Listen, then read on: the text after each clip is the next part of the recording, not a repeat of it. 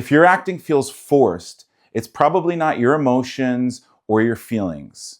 It's most probably your muscles.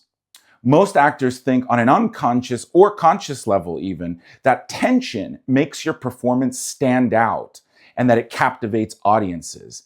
But what they don't realize is that what they're really looking for is relaxation, because relaxation is the key to unlock tension and therefore give truthful, realistic performances.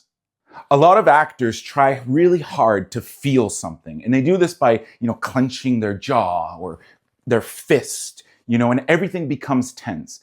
And what you don't realize is the very thing that you are fighting creates tension, because tension blocks you from really allowing yourself to feel truthful emotions and just be able to take everything in.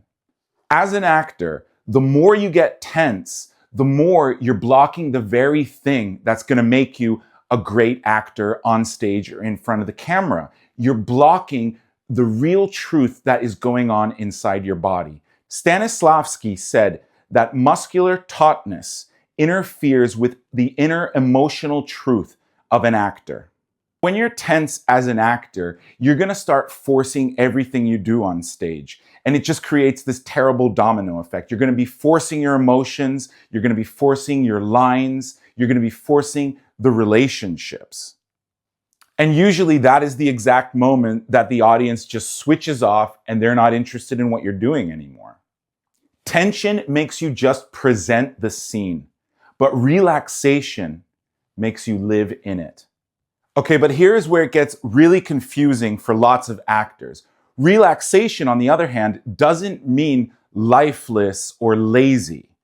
It's the sweet spot in the middle of tension and relaxation. It's the bit where we really allow ourselves to take everything in and just play, just react off the moment, off the other actor, in character. So let's take a look at the difference. I'll be the actor. Okay, so I have one simple line. Excuse me, ma'am, I'd like to ask you a few routine questions. So I could say it, if I do it with tension, it would sound something like this. Excuse me, ma'am, I would like to ask you a couple of questions. You see, my voice is going all over the place. It's all predetermined because I'm controlling myself. But if I allow myself to breathe, let go of any tension that I have, I can just simply say the line, excuse me, ma'am, I'd like to ask you a couple of routine questions, if you don't mind. Okay, so it may not be the best acting in the world, but I think we get the difference. In the second version, I did things which I didn't think I was going to do. I didn't know what I was going to do, but I just found myself doing it. Extra points if you can guess where that line was from. So you might be thinking, what do I do if I am tense? Well, if you realize it, that is a big step forward. In fact, that's 50% of what you have to do. You have to become aware of where your tension lies. And you can't force your tension away. You just have to observe it, relate with it. And then it'll slowly start to go away bit by bit the more you become aware of it.